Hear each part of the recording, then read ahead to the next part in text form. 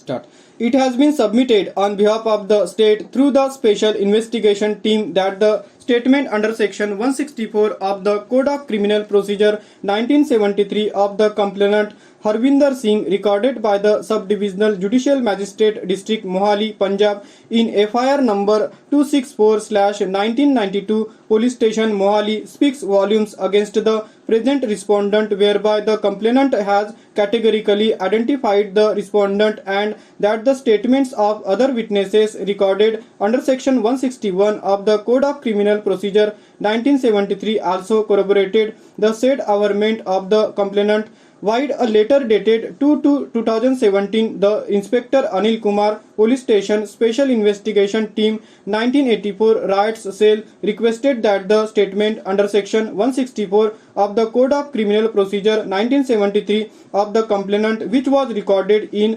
Punjabi, be got translated by the Punjabi Academy, Government of Delhi. The translated version thereof was received by the Station House Officer, Police Station (1984) Riots Cell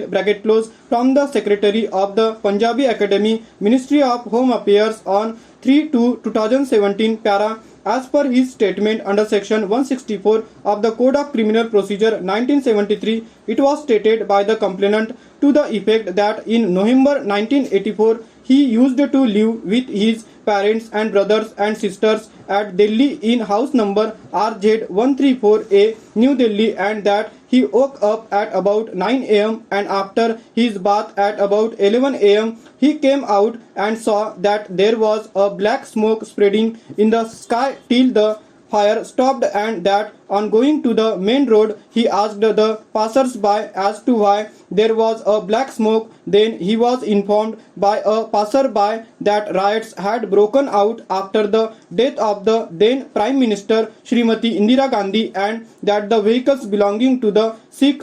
residents and the places where they reside had been got set on fire. The complainant further stated that at the time of the incident he was aged 25 years, and when he gave his statement under section 164 of the Code of Criminal Procedure 1973 to the Subdivisional Judicial Magistrate, he was aged 58 years, and that he went home and told his family members about the incident. He further stated that his brother-in-law had also come to his house in the evening. He had also come to the road and saw a crowd of 100/150 persons coming who were armed with lathis, and that when he crowd came near him, then they also saw the two cars came from the back and stopped near the crown para.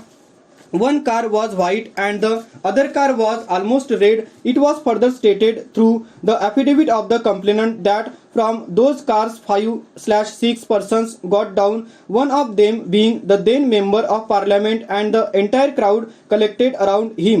As stated in his affidavit, at that time itself a DTC bus came and stopped near Sajjan Kumar. He further stated that from that DTC bus 50/60 persons got down and got mixed in the crowd, and that Sajjan Kumar gave a signal to those persons and also had a conversation, and since Sajjan Kumar had gone a signal with his hands pointing towards the Gurudwara Sahib, the crowd of rioters ran towards the Gurudwara and set it on fire and started looting from the same, and he, that is the complainant, and his brother-in-law stood behind the wall on the other side of the road and were watching the incident from the side of the wall. It was further stated by the complainant in the statement.